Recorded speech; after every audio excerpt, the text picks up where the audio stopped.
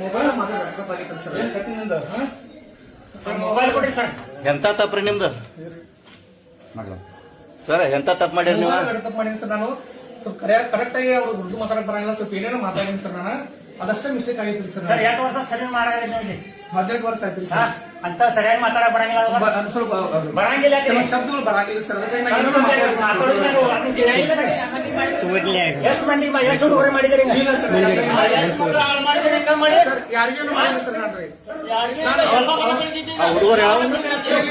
ಹುಡುಗರು ಹೇಳತ್ತಾರಲ್ಲ,